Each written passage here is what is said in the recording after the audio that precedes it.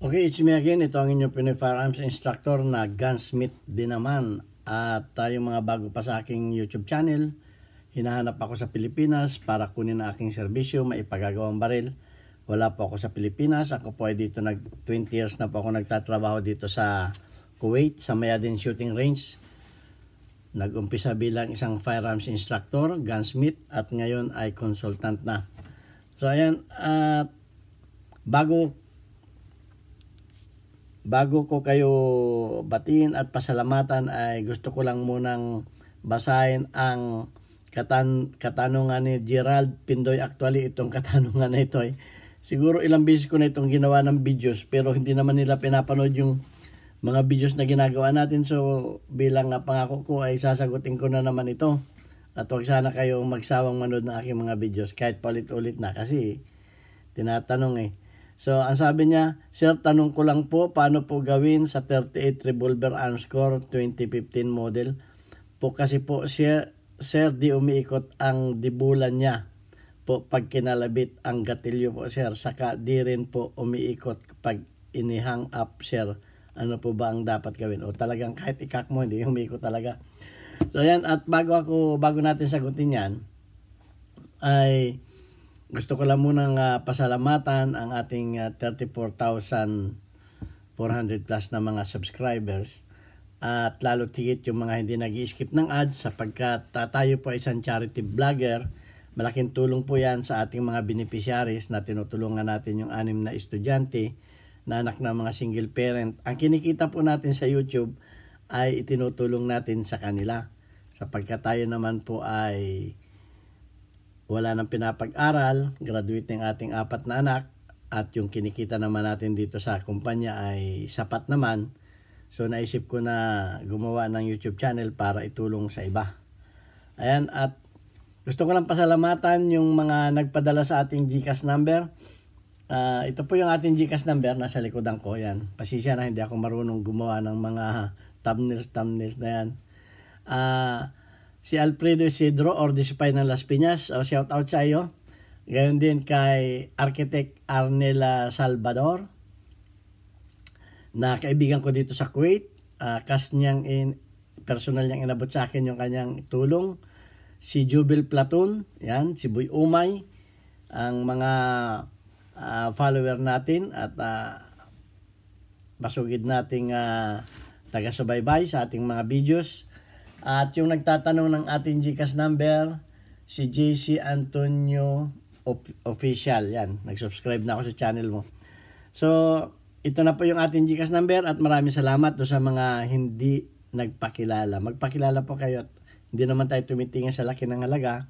Ano pa man yan ay pinasasalamatan natin sapagkat yan ay tulong sa ating mga beneficiaries. Yan. At yung mga gusto pang tumulong, maraming salamat po sa inyo. Ayan, at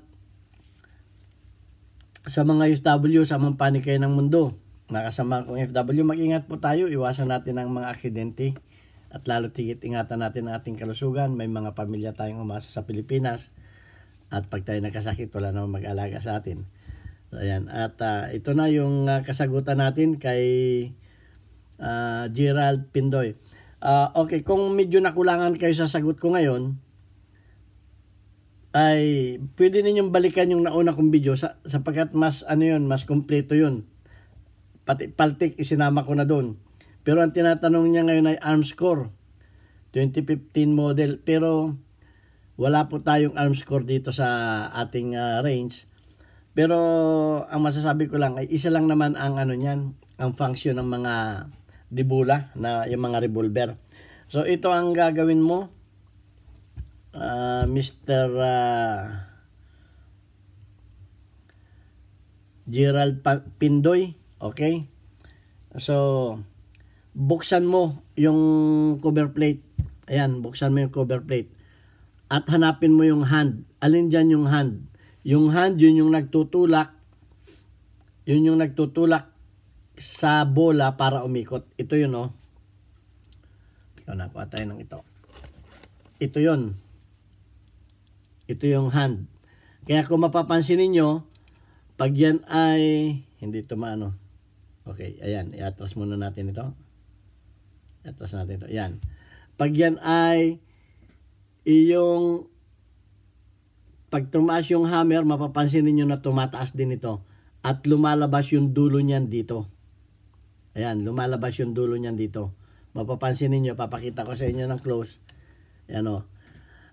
Pag yan ay kinak ninyo o kinalabit ninyo, ayun, tumataas siya at yung dulo ng hand, pag nakababa, babalik yung hand, tatago. Pero pag kinalabit ninyo o ikinak ninyo, ayan o, na makikita ninyo yung dulo ay lumalabas doon. Yun. Yung lumalabas doon hanggang sa yan ay mag-lock at yung bula niya ay dito. Maglalak yung bula niya dito. Okay? So, yan ang trabaho niyan. At ang itinutulak naman niya ay ito. Ito naman itinutulak niya yung ratchet, yung tinatawag nila na bulaklak. Ito naman yung itutulak niyan. Ayan o. Pag ito yung itutulak niya, ito. Yan. At yan ay nasa timing yan. Yun, itutulak niya yan. Isang kalabit, isang tulak yan. Dahil pag kinalabit mo yan, tutulak niya, babalik yan. Okay, pag kinalabit mo ulit, tutulak niya yan at babalik ulit yan. Yun yung hand. Okay, ang sabi mo ay hindi umiikot. Tingnan mo kung meron ito. Kung meron ito, kung wala nito, ay talaga hindi yan iikot. Hindi talaga hindi ikot yan. Wala yung hand kahit paano gawin mo. Hindi talaga ikot yan. Ikot lang yan. Kung gawin mong tika-tika, ikutin mo yung bula ng manual. So, tingnan mo kung nawala yan. Okay, kung nandun naman, halimbawa nandun naman, checkin mo kung yan ay lumalaban ba. Kung yan ay, baka naman yan ay naka-atras. Pag yan ay naka-atras, walang return spring yan. Okay, unfortunately, wala tayong dito, arm score, kaya wala tayong may papakitang return spring ng arm score. Paano mo malalaman na yan ay lumalaban o ano? Susundutin niyo siya dito. Susundutin niyo siya dito. Ay, hindi. Masabit eh. Dito na lang natin pagalawin. Ito, titingnan ninyo kung siya ay bumabalik ba. Kung bumabalik ba siya. Dali, masabit siya. Kung siya ay bumabalik. Okay, medyo iangat natin para kasi sumasabit eh. Ito, kung siya ay bumabalik ba, ayan kita ninyo, bumabalik siya. Pag siya ay hindi bumabalik, wala siyang return spring. Ibig sabihin, hindi siya magpo-forward. Kakalas yan, kakalas. Kasi nga walang return spring ito. Okay, ang return spring niya nandito. Itong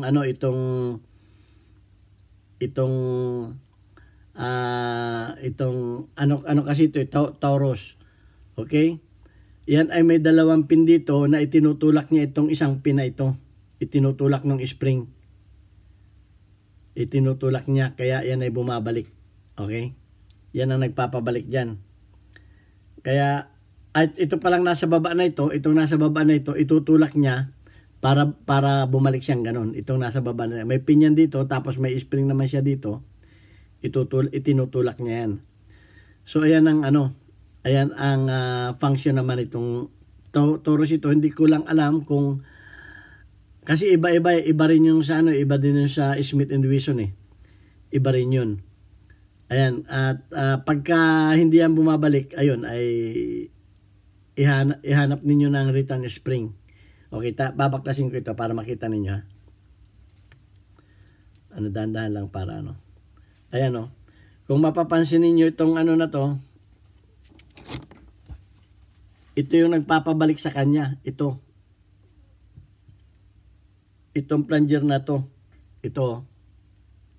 Itutulak niya yan. Yan, may spring sa loob yan. May spring sa loob. Nakakabit yan doon sa loob ng trigger. Ayan Yan plunger na yan. Yan ang tumutulak. Ito. Yan ang tumutulak. Yan tumutulak para Yun, nahulog na. Ito yun, oh. Ito yung plunger na yun at may spring yun doon sa loob. Itinutulak niya ito. Itutulak niya itong pin na ito para yan ay gumanon. So, ayan.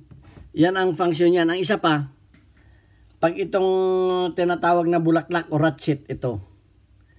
Pag ito ay